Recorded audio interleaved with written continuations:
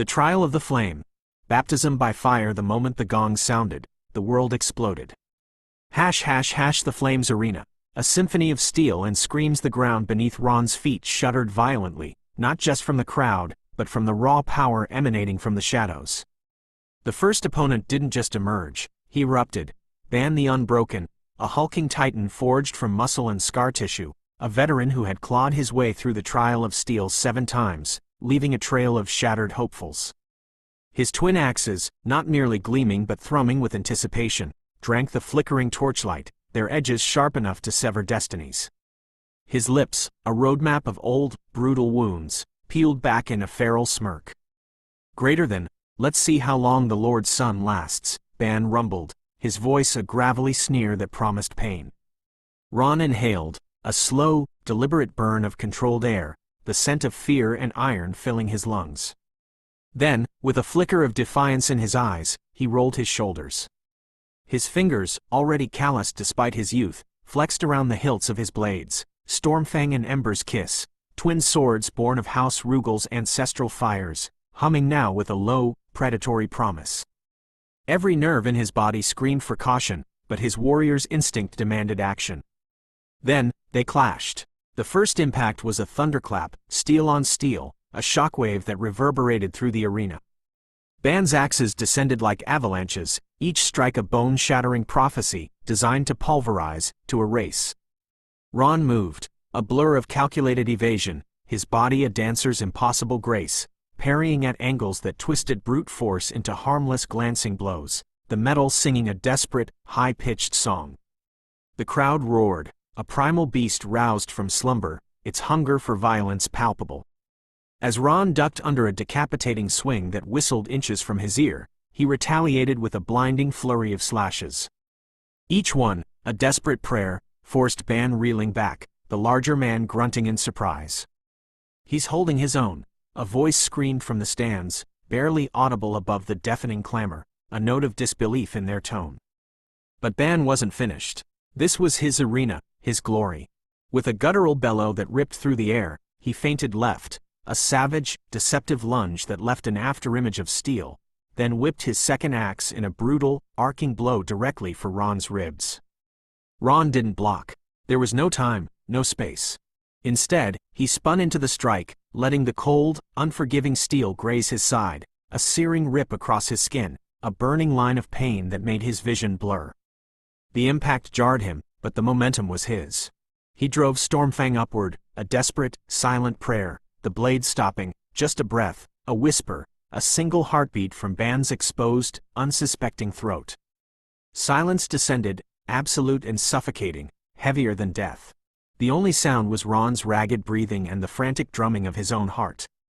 Then, Ban, his eyes wide with a grudging respect, lowered his axes, the metal scraping against the earth, and bowed, a profound, heavy gesture of submission. "First blood to you, boy. You surprised me." Ron touched his side. His fingers came away slick, crimson, the warmth spreading. A faint smile touched his lips. Not bad, but this was only the agonizing, blood-soaked beginning. Hash hash hash devotion rite. The fire remembers the battlefield dissolved, swallowed by a shimmering haze, the scent of blood and sweat replaced by an unsettling, dry heat. The clanging steel and roaring crowd vanished, replaced by an ancient, suffocating hush. In their stead stood the elder flamekeeper, her robes woven from the very ash of forgotten pyres, her eyes like smoldering coals that seemed to burn through flesh and bone, seeing into his very soul. "You fight well, Ron Rugal," she intoned, her voice ancient, echoing the relentless crackle of distant, hungry flames. "But strength alone does not forge a warrior. The flame does not burn for those who do not understand its heart. It consumes them. It burns them to nothing but a whisper of ash." A brazier ignited between them with a sudden whoosh, its fire twisting not into mere shapes, but into grotesque, beautiful visions. Battles long past, warriors consumed by their own ambition, heroes forgotten, oaths sworn in blood that still screamed in the ethereal smoke, sacrifices made in the crucible of war. The raw energy of history pulsed around him. "Tell me," the flamekeeper demanded, her voice a low, insistent burn that scorched his very spirit, "what did the first Blademaster say when he lit the eternal pyre, before the world descended into night, before the gods turned their backs. Ron didn't hesitate, the words etched into his very being, passed down through generations like molten gold, a sacred vow. Greater than, from this fire, we are born. In its shadow, we fight. And when our time comes, we return to its embrace. Unbroken, eternal. The Flamekeeper's eyes narrowed, twin embers focusing on him, searching for a lie, for a tremor of doubt. And what does House Rugal's crest truly symbolize, beyond the simple rise from ruin? Beyond mere survival? The Phoenix, Ron answered, his voice steady, infused with a newfound, searing understanding. Not because we merely rise from ashes, but because we choose to burn. We are the architects of our own rebirth. We choose the searing agony of transformation over the comfort of decay. A profound beat of silence stretched between them, taut as a bowstring, vibrating with unseen power. Then, the Flamekeeper stepped aside, her aged face softened by a flicker of respect, a recognition of true will. The fire recognizes you, Ron Rugal. It claims you as its own. Go. Embrace the flame. # Crimson Dance. The final gauntlet of fire. The arena transformed around Ron, not slowly, but with a terrifying, instantaneous violence. Pillars of searing flame, thick as ancient trees, erupted from the ground, not forming a mere ring, but a collapsing, inescapable prison. They roared, a hungry, living wall, trapping Ron in a shrinking circle of scorched, blistering earth, the air shimmering with unbearable heat. At its molten heart stood the Heartblade, a relic steeped in House Rugal's bloodline, pulsing with raw, untamed power, and his final, brutal, soul-crushing test. Defend it, the Proctor's voice boomed, amplified by some unseen, ancient magic, shaking the very foundations of the Colosseum, making the air thrum. Or watch your legacy turn to cinders, and your name erased from history, forgotten by gods and men. Then, the last warriors descended, not attacking, but swarming. 3 against 1, a relentless tide of honed steel and unyielding, desperate will. A spearman lunged, a swift, deadly thrust aimed at his gut. Ron sidestepped, a whisper of motion, his body a phantom against the fire, using Ember's kiss to redirect the spear's momentum, driving it into the second attacker's path, forcing a desperate scramble, a collision of bodies. A swordswoman came next, her blade a silver blur, a whirlwind of cuts aimed at his exposed limbs, but Ron dropped impossibly low, a blur against the fiery backdrop, sweeping her legs from beneath her with brutal precision, then rolling just as Ban's axe, a massive arc of deadly steel, shattered the ground where his head had been moments before, sending up a spray of dust and sparks. The flames crept closer, a hungry, living wall, licking at his heels. The heat wasn't just blistering, it was a physical force, pressing in on him, making his lungs burn and his vision waver, sweat turning instantly to steam on his skin. He was moving on instinct, every muscle screaming in protest. "You're slowing down, boy!" Ban roared, his voice laced with grim, savage satisfaction, pressing the attack relentlessly. Ron grinned through the raw, searing pain, a defiant flash of teeth in the inferno. "Then I'll just have to finish this faster, won't I, old man?" He moved, not just a feint, but a deceptive ripple through his whole body, luring a strike left, an opening. A blinding slash right. A brutal, precise kick that sent the swordswoman stumbling, disoriented, directly into the path of the spearman, creating a chaotic pile-up. Then, the Heartblade pulsed, no longer just a beacon, but a living entity, vibrating with raw, untamed power. Ron seized it, his hand closing around its hilt, and the world exploded in a blinding, golden inferno, a wave of pure energy that knocked the remaining combatants off their feet. When the flames finally receded, leaving behind a shimmering, suffocating haze, Ron stood alone, the Heartblade raised high, its surface gleaming with an impossible, inner fire, the symbol of his victory. His opponents lay disarmed, scattered at his feet like discarded dolls, coughing and disoriented, but unharmed. Silence descended, then shattered. The crowd, held captive by the sheer, overwhelming spectacle, erupted. A tidal wave of sound, a deafening roar that shook the very foundations of the Colosseum, a primal celebration of raw power and impossible triumph. Even Lord Eric, the unshakable, the granite-faced patriarch, slowly, deliberately, rose from his seat, a flicker of something akin to awe in his stoic eyes. Ron Rugal had entered the trial a scholar, a whisper in the wind. He emerged a warrior, forged in the very crucible of flame, a legend born before their very eyes. Hash hash hash the silence and the roar. A warrior reborn, the final opponent crumpled, a broken heap, to the scorched earth as the last tongues of golden flame flickered, then died, leaving only the acrid scent of ozone, burnt flesh, and triumph. Ron stood motionless at the arena's absolute center, his twin blades, Stormfang and Ember's Kiss, dripping molten steel onto the blackened, steaming ground, their edges glowing faintly. The sacred artifact, a relic older than House Rugal itself, humming with ancient power, stood untouched behind him, its surface gleaming with an internal, ethereal light in the fading firelight. An absolute, suffocating silence gripped the Colosseum. Not a whisper, not a breath. Thousands of spectators sat frozen, their disbelief a physical weight, thicker than the smoke still curling toward the heavens. The Ron Rugal who had entered this trial, the bookish ghost hunter, the eccentric scholar, the unlikely Lord's son, could not possibly be the same warrior who now stood before them. That Ron had been all awkward angles and nervous energy, a shadow fading into the background. This Ron was fire given form, a living legend etched into the very air, his silhouette outlined by the lingering heat, a figure of pure, unadulterated power. Then, like the first, ominous crack of thunder before an unstoppable storm, a single pair of hands began to clap, slow and deliberate, cutting through the heavy silence. Then 10, then 100, until the entire Colosseum erupted, a volcanic roar that shook the very foundations of the arena, vibrating through bone and soul, a wave of sound that threatened to tear the very air apart. Ron! Ron! Ron! The chant rolled across the stands like a wildfire, growing louder, more fervent, with each repetition, a tidal wave of adoration. Veterans who had scoffed at his ghost stories, who had dismissed him as a pampered fool, now pounded their chest plates in a thunderous salute, their eyes wide with awe. Elders who had dismissed him as unworthy, a disappointment to his name, openly wiped tears from their eyes, their faces etched with profound, stunned reverence. Even the stone-faced Council of Steel rose as one, their ceremonial armor clanking in perfect, synchronized unison as they offered the traditional warrior's salute, a profound gesture of respect reserved for true champions.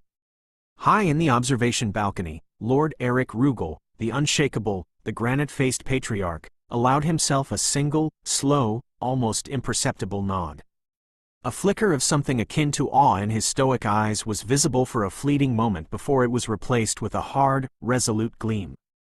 He reached down and gripped the hilt of his sword, a gesture of solemn recognition he only made when faced with a true, worthy challenge. It was a silent acknowledgement that spoke volumes to those who knew how to read the unbreakable Lord. His son had not simply passed the trial of the flame. He had not just survived. He had redefined it, carved his own legend into the very fabric of their history, changing the very definition of what it meant to be a Rugal. The head counselor's voice, amplified by the arena's ancient magic, boomed across the suddenly silent arena, cutting through the echoes of the crowd's adulation like a cleaver. Greater than, by unanimous decree, Ron Rugal is hereby granted the rank equal to war chiefs and bestowed the title of Emissary of the Flame. Unprecedented, unparalleled. A stunned murmur rippled through the crowd, then exploded into fresh gasps. This was beyond unprecedented. No first-time trial participant had ever been granted such honors, let alone the dizzying power and prestige of an emissary, a direct representative of the ruling house, and of the sacred flame itself. The counselor continued, his voice ringing with absolute authority, as divinant blessed by the god of war, Ron Rugal's path transcends traditional boundaries. The title of emissary carries with it the right to travel beyond our borders while maintaining all privileges and responsibilities of the warrior faction, and speaking with the voice of the house.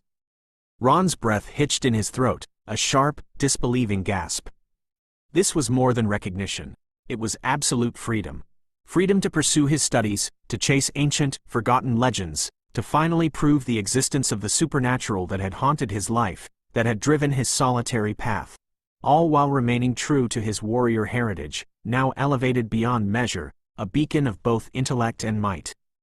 As the ceremonial torch was passed to Ron, its flames, as if recognizing their new master, suddenly flared brilliant, incandescent gold, a living, breathing entity of light that drew gasps from even the most hardened veterans, their expressions a mixture of fear, reverence, and utter astonishment. The fire twisted and coiled around Ron's arm, vibrant and alive, without burning, forming the unmistakable, ethereal silhouette of a phoenix in majestic, triumphant flight. The mark of divine favor. But within the heart of the golden flames, for a split second, a fleeting shadow took form, not a symbol of their house, but a serpentine glyph of ancient, forgotten origin. Only Ron, the scholar, saw it, a cold chill of recognition cutting through the heat of the fire. The crowd saw a hero. He saw a map. In that profound, shimmering moment, standing at the precipice between his past and future, bathed in golden light, Ron finally understood. He wasn't just Eric Rugel's son. He wasn't just a scholar or a warrior. He was the emissary of the flame. He had earned the freedom to seek the supernatural truths his father's house had long dismissed. His gaze, now sharp with purpose, drifted past the cheering crowds and toward the horizon, where an ancient shadow waited. The real trial had yet to begin. The feast of steel and resolve, a brutal baptism miles away.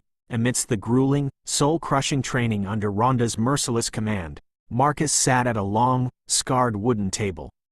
The scent of roasted meats and spiced ale, rich and intoxicating, thickened the air, a rare, almost sinful indulgence. His body ached in places he hadn't known could ache, every muscle screaming in protest, a constant, dull throb. The war chief tore into a leg of lamb with animalistic ferocity, juices running down his scarred chin as he studied Marcus with those hawk-like eyes, missing nothing. Marcus hesitated before reaching for the bread, his hand trembling slightly, exhausted. "No training today," he ventured, his voice rough, half expecting Rhonda to flip the table and demand another 100 laps. Rhonda snorted, a sound like grinding stone on bone, wiping his mouth with the back of his hand. "Today, you eat. Tomorrow, you suffer." He raised his tankard, a brutal grin splitting his face, in a mock toast. "Consider this your last meal before the execution, boy. Enjoy the indulgence." Marcus nearly choked on his ale, a bitter laugh dying in his throat. Then Rhonda's expression darkened, the warmth draining from his eyes, and Marcus felt the crushing weight of that gaze like a physical blow. "Let's talk about how much you still suck," Rhonda growled, his voice a low rumble that promised pain. "Your footwork? Sloppy. Your guard? Full of holes big enough to ride a warhorse through. A child could exploit them with a butter knife, you useless whelp." Rhonda leaned forward, his voice dropping to a dangerous, predatory whisper. "And your breathing? Gods, boy, you sound like a dying asthmatic every time you swing a sword. Pathetic. A disgrace." Each criticism landed like a hammer strike, but Marcus held his ground. He'd learned that much at least, how to take a hit without flinching, how to let the words wash over him without breaking. He was a stone, eroding slowly, but still a stone. Then Rhonda did something unexpected. He smiled. It wasn't a nice smile. It was the feral, predatory grin of a wolf spotting wounded prey, a glint of something dangerous but also, strangely, admiring. "But here's the thing, whelp. You're too damn stubborn to die. You're too damn stubborn to quit. You're a bloody roach." Marcus blinked, his mind reeling. "You took every beating I gave you and came back for more. Didn't quit when your hands bled until they were raw bone, when the grip split your flesh. Didn't fold when I broke 2 of your ribs and you could barely breathe, when every breath was fire." Rhonda's eyes gleamed in the firelight. "That's not skill, boy. That's not talent. That's something you can't teach. That's resolve. That's the unbreakable will of a true warrior." He slammed his tankard down. "That's why you're ready. Ready to face them all." The words hit Marcus harder than any training blow, sinking deep into his bones. Ready. After a month of hell, of collapsing into his bunk every night too exhausted to dream, of waking up to new bruises layered over old ones, a constant tapestry of pain, ready. Marcus opened his mouth to respond when a commotion at the gate interrupted them, cutting through the moment. A messenger, breathless from running, his chest heaving, skidded to a stop before their table, eyes wide, shining with news, a frantic urgency. "Ron Rugel," the man panted, barely coherent. "He's passed the trial of the flame. With honors. Unprecedented. A legend born." The training yard fell silent, every warrior frozen. Marcus felt his heart stutter in his chest, a sudden, fierce drumbeat of triumph and pride. Ron had done it. Of course he'd done it.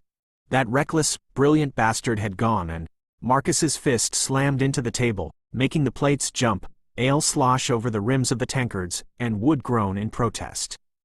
A laugh burst from his lips, wild and unrestrained, a raw sound of triumph and fierce, unwavering pride that startled even Rhonda. "That's my brother, you bastards. That's my brother." Rhonda watched him with an unreadable expression, a ghost of a smile playing on his lips. When Marcus finally met his gaze, the war chief simply nodded toward the feast, a silent command. "Eat up, boy, your turn comes next. And it will be worse. Much worse." As Marcus dug into his meal with renewed, ravenous vigor, the taste of victory, both Ron's and his own impending, terrifying trial, sweet and metallic on his tongue, Rhonda's final words followed him into the night, a relentless echo, a burning promise. Prove you belong on that battlefield with him. Prove you're more than just his shadow. Prove you are worthy of your own legend. And Marcus intended to do just that. The Trial of Steel, Day 1. The labyrinth of agony. The arena loomed before Marcus, its colossal walls towering, unyielding, a monolithic shadow against the gray dawn, suffocating him. A fitting, grim metaphor for the trial that awaited him, a beast to be conquered. He tightened his grip on his sword, the worn leather familiar beneath his trembling fingers, his heart a frantic drum against his ribs, a war chant echoing in his ears. The Council of Steel, a line of grim, armored figures, announced the start of the trial, their voices booming with cold, unfeeling authority, like the tolling of a death knell. The crowd was smaller than the one that had cheered for Ron's impossible victory, a scattered few, but their judgmental, silent stares carried the same crushing weight, each one a challenge, a doubt to overcome. Marcus didn't care. His focus narrowed, a tunnel vision of grim determination, on the task ahead, survival. The first stage, the survival maze, began with a sickening lurch. Marcus was thrust into the labyrinth, the colossal entrance sealing behind him with a deafening crump, plunging him into a stifling, oppressive semi-darkness. The air was thick with tension, heavy and metallic, the path dimly lit by flickering, skeletal torches that cast dancing, deceptive shadows, making every corner a threat. Every step was a calculated risk, a gamble against death, traps hidden in the oppressive gloom, ambushes waiting around every blind corner, a cold, sharp promise of pain. His training with Rhonda came rushing back to him, a relentless, echoing mantra, a voice in his head: stay alert. Listen to the silence. Trust your instincts, boy. They're all you have, and they will betray you if you're weak. The first ambush struck with brutal, blinding efficiency. Two opponents, phantoms of the darkness, emerging with practiced, deadly synchronicity, blades already singing. Marcus's sword screamed against theirs, the sound of steel reverberating, sickeningly loud, through the confined maze, a frantic, desperate song. His movements were deliberate, each parry, each riposte, a testament to endless hours of brutal practice, a choreography of survival. His focus was absolute, unwavering, a laser point of concentration, as he used reflecting edge to redirect their strikes, twisting their own momentum against them, turning their aggression into their weakness. It wasn't perfect. A shallow cut blossomed on his side, a searing line of pain, a burning brand, but he pressed on, his resolve unbroken, fueled by a fierce, burning defiance, a refusal to fall. Each turn brought new, terrifying hazards, collapsing floors that threatened to swallow him whole, swinging blades that sliced the air inches from his face, razor-sharp whispers of death, hidden archers whose arrows whispered past his ear like a lover's final breath. Marcus's body screamed for rest, every muscle a throbbing protest, every joint aching, but he pushed forward, retrieving the scattered, cryptic items needed to complete the mission, each one a small, desperate victory against the encroaching darkness, a sign he was still alive. By the time he stumbled through the exit, his vision swimming, sweat drenched his body, and his breaths came in ragged, desperate gasps, lungs burning. But he had survived. He was still standing. He had defied the maze. The Trial of Steel, Day 2. The endless crucible. The next stage, endurance combat, was pure, unadulterated brutality. A meat grinder, Marcus faced a relentless succession of opponents, each one more skilled, more ruthless than the last, their faces grim masks of determination, their eyes cold with the promise of his downfall. The sparring ring felt endless, a suffocating cage, the ground beneath him slick with his own sweat and the glistening blood of his fallen foes, a macabre canvas. His muscles burned, a deep, agonizing fire that ate at his core, his vision blurred at the edges, and doubt, a cold, insidious poison, began to creep into the edges of his mind, whispering temptations of surrender. He fell to one knee after deflecting a particularly brutal, bone-jarring strike, a searing jolt through his arm that threatened to dislocate it. Blood, warm and metallic, dripped from his mouth, staining the cracked earth, a stark reminder of his mortality.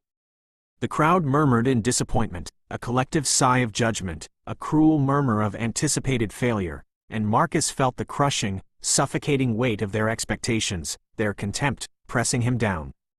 Maybe I'm not ready, he thought, his grip on his sword faltering. Maybe Rhonda was wrong. Maybe I'm just weak. A fraud. But then, he remembered Rhonda's voice, sharp and unforgiving, cutting through the haze of pain and despair, a lifeline in the storm, greater than, "You don't stop, boy. You don't quit. You don't give up, even if it destroys you. You keep moving, Marcus. You crawl if you have to. You die fighting, not lying down. You die a warrior." Marcus's eyes burned with renewed, defiant determination, a feral glint. He spat blood onto the ground, a crimson declaration against defeat, his voice hoarse, a ragged growl torn from his lungs, a sound of pure, raw defiance. "I won't lose. Not here. Not now. Not ever." Like a frenzied, wounded soldier, cornered but lethal, he surged forward, a primal scream of defiance trapped in his chest. His strikes were wilder now, less precise, fueled by raw desperation, by the sheer, unyielding will to survive, but undeniably effective. His defense, though battered, remained unbreakable, a wall of pure, unadulterated will, a shield against annihilation. He endured, pushing through the agony, through the blurring vision, through the impossible exhaustion, until the final opponent collapsed before him, a broken, defeated heap, unconscious. The crowd erupted in cheers, a sudden explosion of sound, a roar of newfound respect, but Marcus barely heard them. He stood in the center of the ring, his legs trembling, threatening to give out beneath him, his body a canvas of bruises and cuts, but his resolve, forged in fire, was stronger than ever. The Trial of Steel, Day 3, the mind's battlefield. The final stage, the battlefield tactics test, was the one Marcus feared most, a dread that coiled in his gut. He wasn't a strategist, at least, he didn't think he was. He was a survivor, a fighter, a blunt instrument, not a tactician. When the simulated battlefield was revealed, a sprawling, intricate map of scattered resources and unforgiving, uneven terrain, a complex puzzle of death, Marcus hesitated, a cold knot of dread tightening in his gut, unsure of how to proceed, overwhelmed by the sheer complexity. He took a deep, shuddering breath, closing his eyes for a moment, trying to find a flicker of inner calm amidst the storm of his anxiety. Why did the Lord put me in this trial in the first place? He wondered. He knows I'm no scholar. He knows I'm no military genius. I'm just Marcus. But then, a sudden, searing clarity, like a bolt of lightning, pierced through the doubt, illuminating a hidden path. He believes in me, Marcus realized, the truth hitting him with the force of a physical blow, a surge of adrenaline. If he, Lord Eric Rugal, the unyielding patriarch of a house built on ruthless strategy, saw something in him beyond mere brute force, there must be a reason. Marcus opened his eyes, a new fire of purpose burning in them. He wasn't going to be a brilliant strategist like his lord, but he could be something else entirely. He could be Rhonda's student. He could be the blunt instrument, the unrelenting force. He could be the unstoppable will that his training had forged. Instead of trying to outthink his opponent, he decided to outlast them. His plan was simple, brutal, and utterly in character. A relentless, focused assault on the enemy's most vital point, a spearhead of raw, unyielding aggression that would pierce their defenses and force them to break. He would use the terrain to his advantage, not by outsmarting it, but by using its brutal, unforgiving nature against his foe. He would become the rock that broke the wave. As the test began, his small, unrefined army moved with a savage grace, a relentless, single-minded force that shattered the enemy's carefully laid traps and outmaneuvered their subtle deceptions through sheer, brute force momentum. He was a bull in a china shop, but a bull with a purpose, a relentless, singular, brutal focus that turned the battlefield into a messy, chaotic brawl. When the dust settled, his army was battered, but still standing, their enemies a scattered, broken mess of shattered ideals and crushed strategies. He had won. He hadn't won like a scholar. He hadn't won like a tactician. He had won like Marcus. A glimpse of the unstoppable. Ron's echo. The air around Marcus shimmered and dissolved, leaving him standing once more in the colossal arena, the gray light of morning giving way to the setting sun, its last rays painting the sky in a bloody, brilliant tableau of orange and crimson. The Council of Steel, their grim faces now touched by the warm, forgiving light, stood silent, their silence no longer a judgment but a profound, weighty contemplation. He heard the whispers, a low hum of disbelief among the scattered crowd. He did it, just like his brother. He's not a scholar, he's a brute, but Marcus's body, a roadmap of bruises and fresh cuts, screamed for rest, but his spirit was on fire, a roaring inferno of triumph. He stood alone in the center of the ring, not a shadow, not a whisper, but a warrior in his own right. He had faced the maw, and he had stared into its gaping, terrifying depths and refused to blink. And then, his gaze, sharp and knowing, found a lone figure in the stands. Ron. He wasn't in his usual attire, but in the polished, ceremonial armor of an emissary, his face a portrait of quiet pride, a triumphant glint in his eyes that reflected the setting sun. He was battered, but whole. Triumphant. Marcus didn't need words. The silent nod he received from Ron, the ghost of a smile on his face, spoke volumes. You did it. You proved them wrong. You proved yourself. It was the quiet acknowledgement of two warriors, two brothers, forged in two different fires, but standing together, a united front against the world. Then, Lord Eric, his face a mask of stone, spoke, his voice booming with a chilling, absolute authority. Greater than Marcus, for your unparalleled will and resolve, you are granted the rank of Captain of the City Watch and the title of Vanguard of the Steel. You have proven yourself to be a warrior, worthy of your own legend. You have earned your place in this house. You have earned your name. Marcus stood a little taller, his chest swelling with pride, the pain in his body forgotten, washed away by the sheer, overwhelming wave of triumph. He wasn't Eric's son, but he had a name now. A title. He was a vanguard. His gaze returned to Ron, and a silent, profound vow passed between them, a promise made not in words, but in the unyielding fire in their eyes. The path ahead would be treacherous. But whatever came, they would face it together. Brothers in arms. A scholar and a warrior. The emissary and the vanguard. This was their beginning. End. Next chapter is coming up. New chapter .. The first revelation. The heavy oak door to Ron's chambers groaned open without warning. Lord Eric stood silhouetted in the doorway, his massive frame blocking the torchlight from the corridor. In his hands lay an ancient tome bound in blackened leather, its surface etched with strange, angular runes that seemed to shift when Ron tried to focus on them. Father? Ron set aside his spectral research notes as Lord Eric crossed the room with deliberate steps. The air grew thick with the scent of old parchment and something darker, like iron left too long in the rain. This, Eric said, placing the book on Ron's desk with surprising gentleness, is called Chaos. Author unknown. His calloused fingers traced the cracked spine. One of perhaps 3 copies left in existence. The luminaries have burned all others. Ron reached out instinctively, then hesitated. The book seemed to hum beneath his fingertips, vibrating with some dormant energy. Why show me this now? Eric's gaze drifted to the window, where the distant spires of the grand cathedral gleamed gold in the setting sun. Because the Sword King came to me last night. The next bloom comes sooner than predicted. His voice dropped to a whisper. And that man knows things. Things that would see him executed if the luminaries ever learned. Ron's breath caught. The Sword King, the most feared warrior in the land, the only man who dared stand against the theocracy's edicts. If he was involved. The luminaries have spent 5 centuries rewriting history, Eric continued. Burning records of the old gods. Declaring any who speak of them heretics. His hand clenched into a fist. But the Sword King remembers.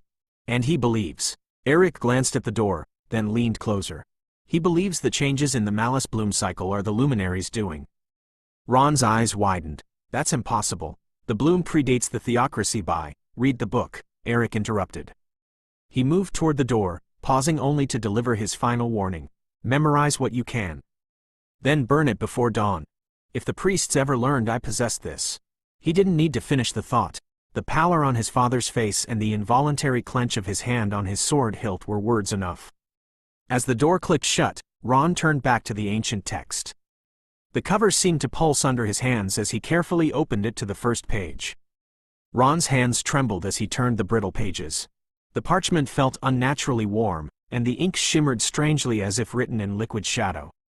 He had to blink several times to focus on the shifting letters, absorbing the story of the departed gods, the Chaos God's desperate act, and the creation of the Malice Bloom. The final pages, scrawled in the Sword King's urgent hand, chilled him to the bone. Greater than asterisk, the bloom was always the Chaos God's creation, the last gift of a forgotten deity. But something has changed. The cycles are accelerating, the monsters grow stronger, and I fear. The writing ended abruptly. Ron sat back, his mind reeling. The book had filled in the blank spaces in the theocracy's history, but now a new, terrifying picture had formed. Outside his window, the first stars of evening began to appear. Somewhere out there, unseen gatherers moved through the night. Deep below the earth, in a place called Hollow Eden, something stirred. And in 50 years, perhaps less, it would wake. He stayed at his desk, the forbidden tome spread before him, until the last of the sun's light faded. A powerful, illogical urge to hide the book, not burn it, pulsed through him. This was not just history, it was a weapon. His weapon. The silence of the house was unnatural. No feast, no songs, only the heavy quiet of a house waiting for the other shoe to drop. Ron was still hunched over the book, its pages glowing faintly in the dim light of his study, when the sounds began, not the usual clatter of training swords, but the crisp march of armored boots on stone. He moved to the balcony just as the great gates groaned open. Hash hash hash, the first signs 3 figures entered, their white robes rippling like living mist. At their head walked a woman with eyes that burned gold, not with light, but with something deeper, older. The air around her hummed, and the scent of crushed herbs and ozone washed over the courtyard. Lilia of the Wanderers, she announced, her voice carrying the weight of centuries. We follow where we are needed. Today, it leads us to the Sword King's lands. Behind her, 2 other healers stood silent, Haya, whose bandaged hands dripped liquid moonlight onto the cobblestones, and Rin, whose shadow moved 3 breaths behind her like a reluctant ghost. Lord Eric emerged from the keep, his hand resting on his sword hilt. The Sword King sends no gifts without cause, he said carefully. Lilia tilted her head, the movement unnaturally smooth. He knows what stirs in the dark between stars. What comes for you all? She opened her palm, revealing a single withered flower, its petals blackened at the edges, its stem threaded with veins of gold. The bloom wakes hungry this cycle. A shiver ran through the assembled warriors. The flower shouldn't have been able to exist, not here, not now, 50 years early. Ron's fingers tightened on the balcony rail. In the book's margins, he'd read a single underlined passage, greater than when the healers come, the world bleeds.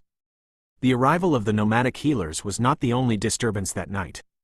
As Lilia's words still hung in the air, the fortress gates shuddered again, this time not from the gentle push of wandering healers, but from the imperious knock of armored fists. The courtyard, already tense from the healer's ominous presence, now rippled with a different kind of unrest. A detachment of silver-clad warriors marched through the gates, their polished armor reflecting torchlight like miniature suns. At their head strode a woman whose very presence seemed to sharpen the air around her. Trish of the Aurora Paladins, she announced, her voice ringing with the unmistakable tone of command. Her gilded gauntlet flashed as she raised it in formal greeting, the symbol of her order gleaming in the firelight. Behind her, moving with deliberate grace, came a figure draped in golden robes that seemed to glow with their own inner light. The air thickened with the scent of sacred oils and something more metallic, the unmistakable aura of divine power barely restrained. Lord Clive, Trish continued, stepping aside with practiced deference, of the 7 Lords of Light. A collective inhale swept through the Rugal household warriors. The Lords of Light did not travel lightly, nor without purpose. Their presence here, now, on the heels of the healer's arrival, spoke of tides moving beneath the surface of the world. Lord Eric's jaw tightened as he stepped forward. The holy faction honors us with such unexpected visitation. His tone made it clear this was no honor.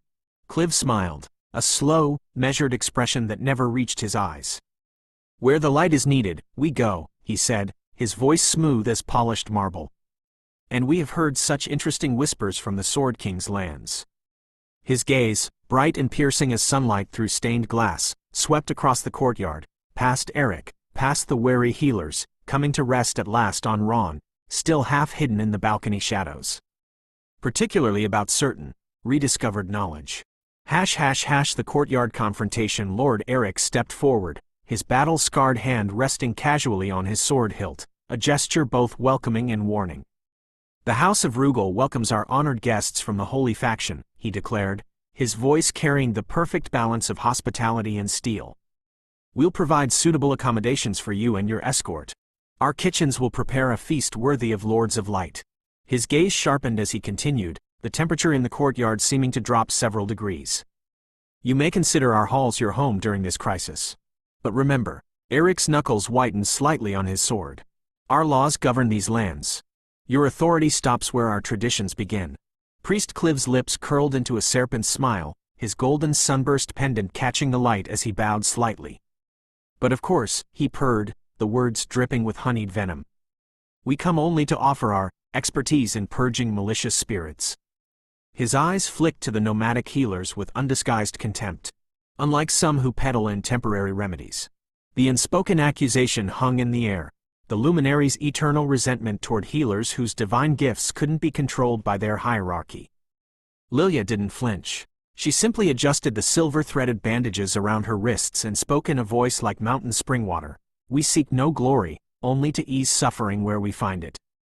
The agonized and afflicted will know our touch, nothing more. A tense silence followed. Clive's jaw tightened at her subtle jab. While the luminaries demanded grand temples and elaborate rituals, the healers needed only their hands to work miracles. Lord Eric moved with deliberate diplomacy, careful not to fan the tension simmering in the courtyard. With a gesture to his captain, he arranged proper quarters for their unwelcome guests. See they're fed and given suitable chambers, he ordered quietly before turning to address the visitors directly. His nod was courteous but final. The journey has been long. Eat your fill and take your rest.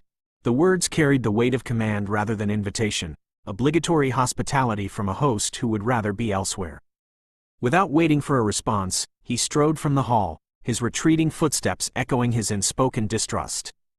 Clive's calculus as night deepened, the great hall emptied of both voices and light. The last servants cleared away platters still heavy with untouched delicacies. Torches guttered in their sconces, casting restless shadows across stone walls that had witnessed centuries of such strained diplomacy. The silence that remained was thick with unspoken challenges, like the calm before a coming storm. Now, in the dim-lit chamber assigned to them, Paladin Trish stood by the window, her gilded armor reflecting the flickering torchlight. Her fingers tapped restlessly against the hilt of her sword. "My lord," she began, her voice low, "I do not question our orders, but why must we linger in lands that despise us?" Her gaze flickered toward the door, as if expecting armed warriors to burst in at any moment. "This is no mere mission. The Sword King's territory is hostile to our presence.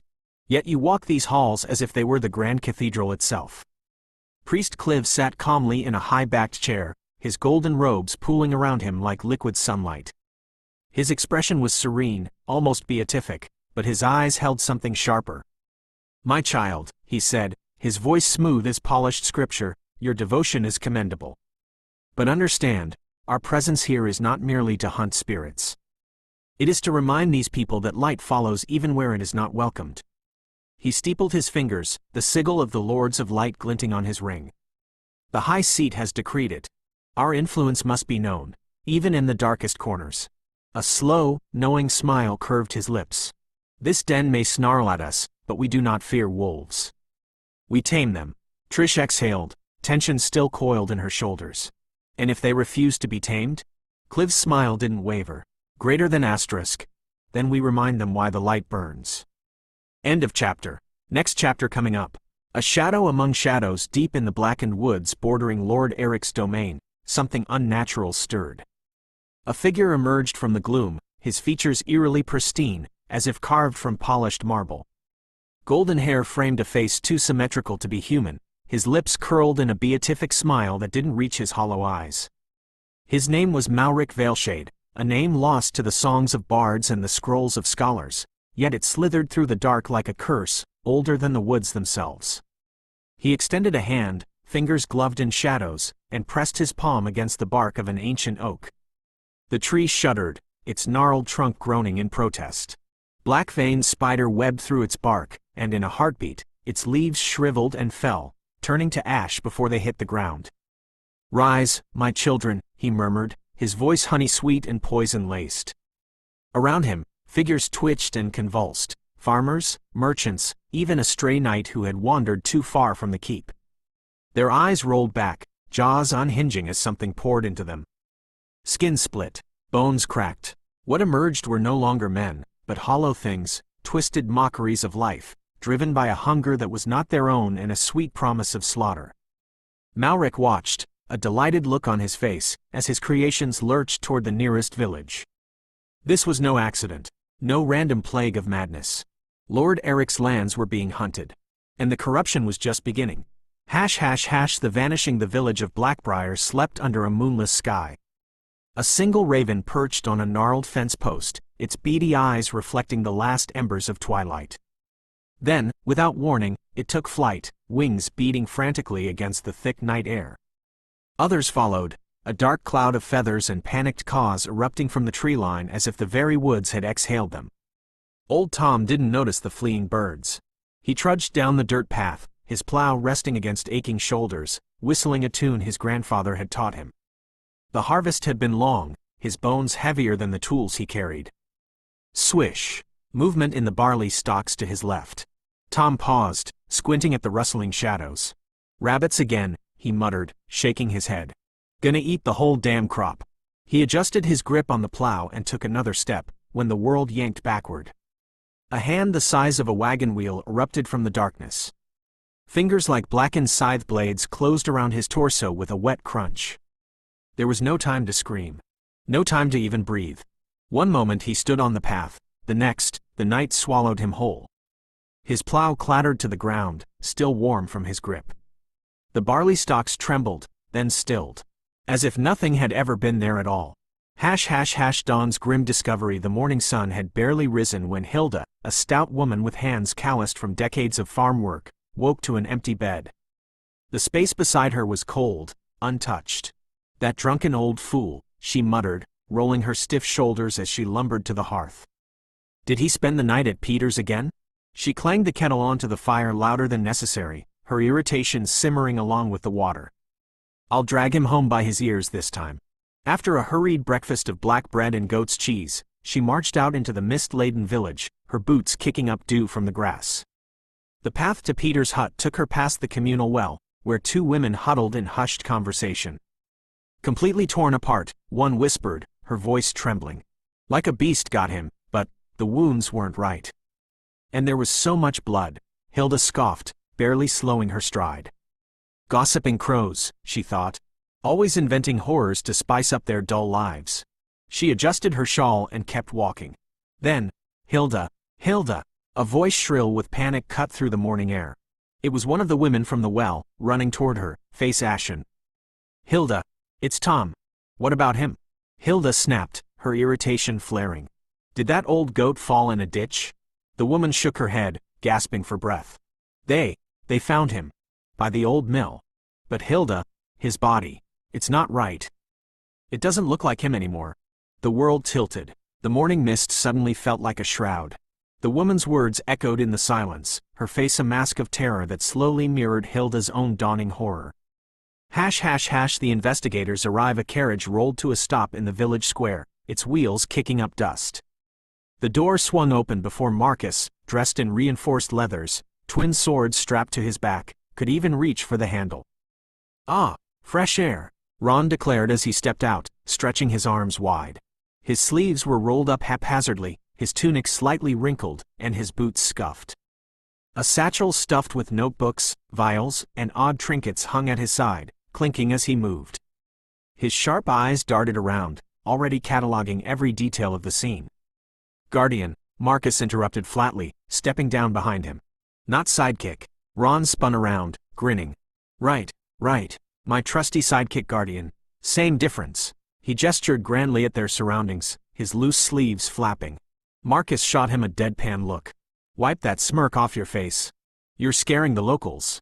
PFF'd. "I don't do intimidation. That's your job." He tossed Marcus a heavy bag of equipment. "Find us a room, stash this stuff, and meet me in an hour in front of that house." He pointed toward a weathered cottage at the edge of the square, the place where the body had been found. "No buts." Marcus caught the bag effortlessly, used to Ron's antics. He didn't argue. Ron's excitement was infectious, even if his theatrics were a lot. 1 hour, Marcus confirmed, already turning toward the inn. Ron, meanwhile, was already halfway across the square, muttering to himself as he scribbled notes, oblivious to the wary stares of the villagers. An unsettling hunt. An hour later, Ron stood at the entrance of the cottage, his notebook in hand and a determined glint in his eye. He waved to Marcus, who was approaching with an amused expression. "All right, buddy, I've already spoken to some locals about the crime scene, and let me tell you, I've got plenty of intel." He began flipping through his notes, muttering to himself. "Mrs. Alvina swears she heard footsteps outside her window just after sundown. Mr. Terrence claims the victim bought a loaf of bread from him yesterday, but he insists it was rye, which makes no sense because the bakery only sells sourdough. And let's not forget young Jake's theory about a cursed scarecrow coming to life. Intriguing, but hardly relevant." Marcus finally interrupted, raising a hand. "Ron, are you seriously throwing scarecrows and rye bread into this case?" Ron snapped his notebook shut and grinned. "Of course not. But no detail is too small. This is my first official assignment, and I'm not leaving any stone unturned. I want everything to be perfect."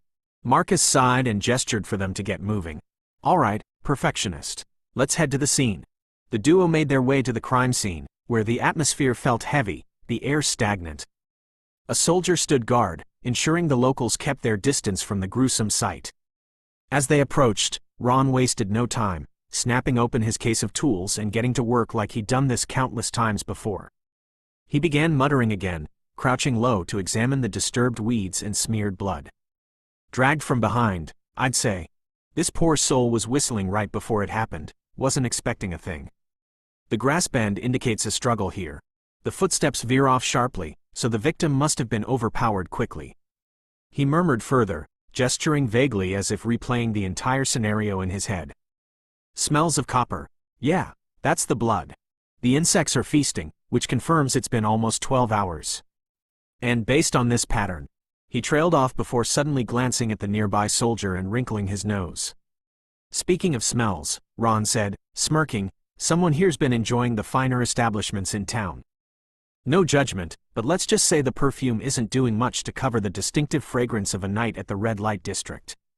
Marcus groaned audibly, shaking his head. "Ron, focus on the crime scene, not your stand-up routine." "I am focused, Marcus.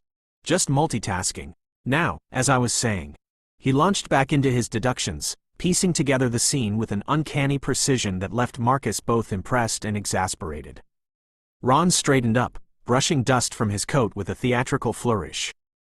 "Alas," he announced, his voice rising with conviction, "I have deciphered the truth.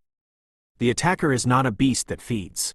No entrails disturbed, no blood consumed, no signs of predatory carnage. It is not some unfortunate carriage accident, nor is it human, at least, not by any stretch of ordinary imagination." Marcus raised an eyebrow but said nothing, his arms crossed as he watched Ron launch into his deduction with characteristic zeal. "Why, you ask?" Ron continued, despite the fact that no one had asked. "Allow me to elaborate." He gestured dramatically to the evidence. "Firstly, these markings are neither claw nor hoof. They do not match the gait of any local predator. Secondly, the absence of flesh wounds confirms it wasn't some mundane creature seeking sustenance. And thirdly," he paused for effect, "the energy surrounding this scene reeks of something unnatural. The blood splatter trajectory, the eerily uniform pattern of broken weeds, and even the swarm of insects. These are marks of malevolent intent, not accident or coincidence. Ron then crouched by the corpse, examining the faint traces of energy still lingering in the air. He muttered briefly to himself before looking up with grim determination. Something dark was here. Something that came not to kill for necessity but to spread chaos. This attacker is no mere mortal. It is a shadow that has slipped through the cracks of our reality. Marcus cleared his throat, cutting through Ron's dramatics. Are you saying we're up against some supernatural force? Ron nodded sharply, his eyes flashing with resolve. Exactly. And we must be ready for battle. Without hesitation, Ron scribbled a series of instructions onto a scrap of paper, his handwriting jagged but purposeful. He folded the note and handed it to the soldier standing nearby. Give this to your chief, he said firmly. Alert the troops, gather reinforcements, and prepare for the worst. The fight isn't over, it's just beginning. Marcus shifted his stance, glancing at Ron with a mix of skepticism and admiration. Well, he said dryly, you certainly know how to set the stage. Ron grinned, his confidence unwavering. That's because I know exactly what we're dealing with. Now, ready yourself, Marcus, we're going to unravel this darkness. The malice bloom. Marcus adjusted his stance, his expression shifting between curiosity and concern as he fixed his gaze on Ron. What is it, Ron? Tell me, what did this? Ron hesitated for only a moment before replying, his tone laced with certainty. Remember Cain? I believe it's the same kind of thing, but this time, it's not alone. Marcus frowned, waiting for further clarification. Ron pressed on, his words tumbling out in a rush. Remember the questionings I did with the locals while you were busy? Their stories were all over the place, different accounts, different details. But when you piece them together, they all lead to one conclusion: a malignant spirit. Marcus leaned back slightly, skepticism flickering in his eyes. He knew Ron's fascination with spirits bordered on obsession at times, a fixation that could cloud his judgment. Ron, how are you so sure about this? Why does everything you come across link back to spirits? Marcus's tone was measured, but there was an edge of caution. Ron sighed deeply, running a hand through his hair. Oh, buddy, you think I'm fixated on spirits? Trust me, I'd rather it wasn't. His voice faltered briefly, his thoughts momentarily drifting to the Book of Chaos, a grim reminder of truths he wasn't ready to share. Never mind, Ron muttered, shaking off the thought. Let's just prepare for a hunt. Meanwhile, the soldier who had received Ron's instructions wasted no time in delivering them to the chief. The chief unfolded the paper and scanned its contents, his brow furrowing as he read. The directives seemed unusual, even absurd, but they bore the unmistakable approval of higher authority and the flame emissary.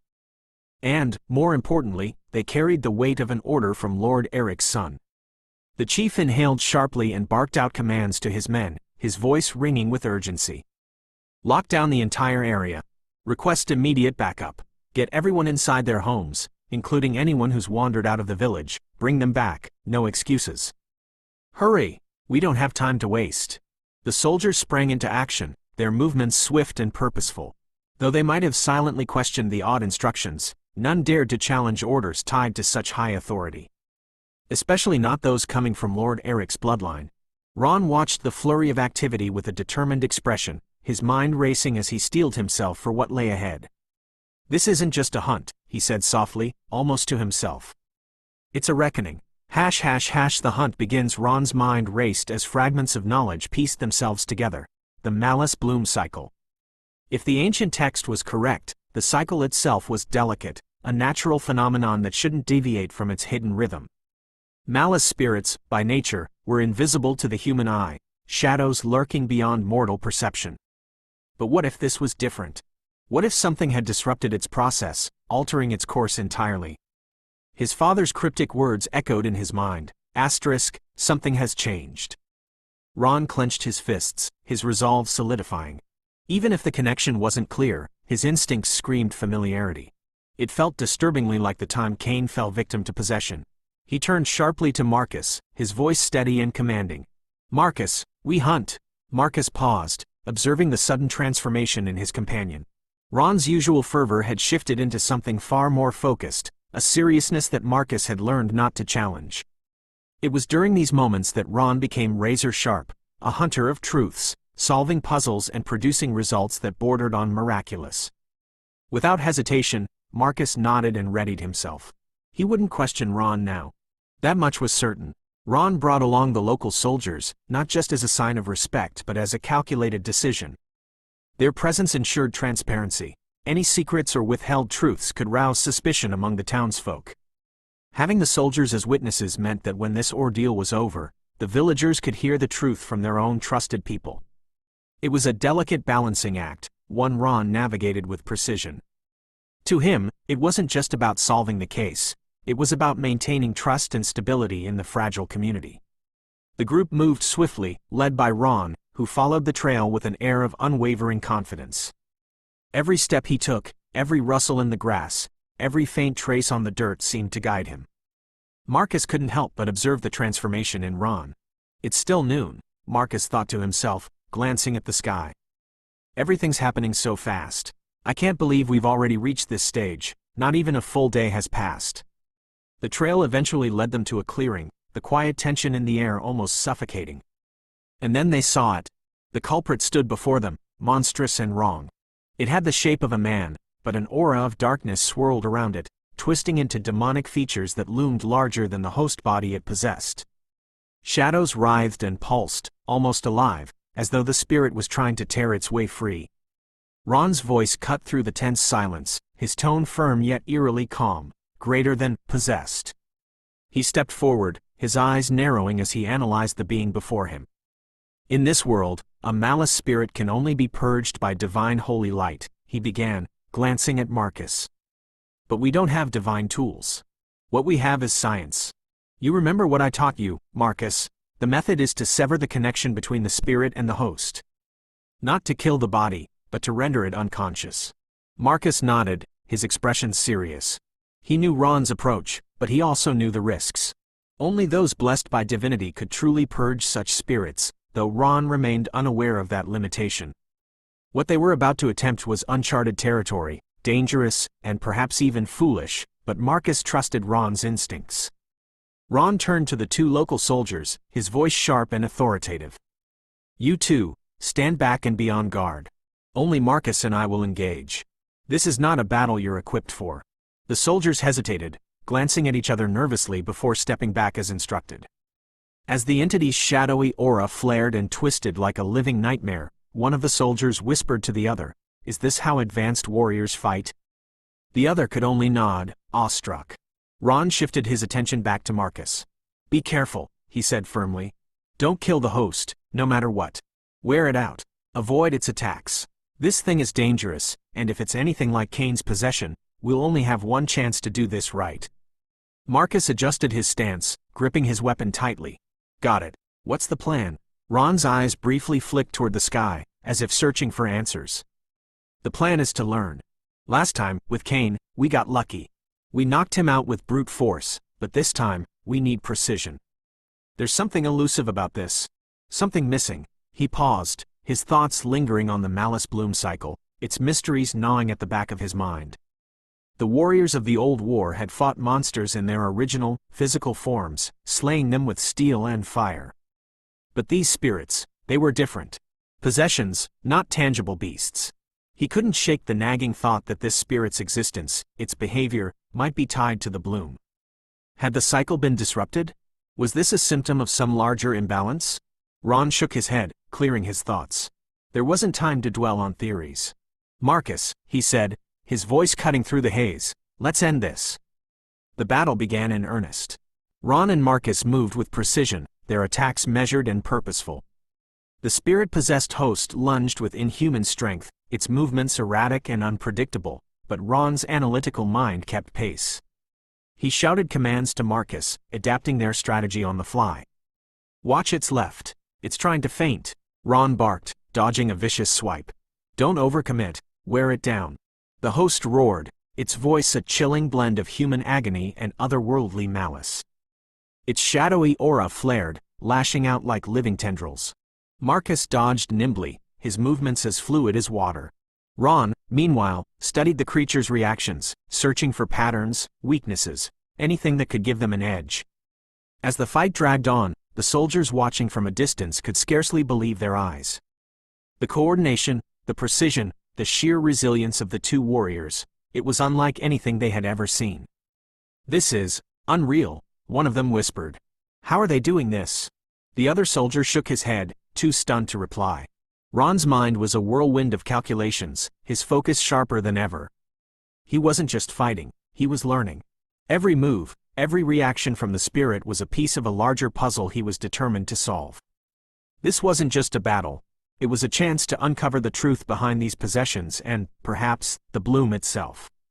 "Marcus!" Ron shouted, his voice cutting through the chaos. "Keep it distracted. I'm going to try something." Marcus nodded, trusting Ron's instincts. He had seen Ron in this mode before, completely locked in, his usual quirks and rambling replaced by an unrelenting determination. It was in these moments that Ron's brilliance shone brightest, and Marcus wasn't about to get in his way. The battle pressed on, and while the outcome remained uncertain, one thing was clear. Ron and Marcus were not just fighting a spirit, they were defying the very darkness that sought to consume them. End of chapter.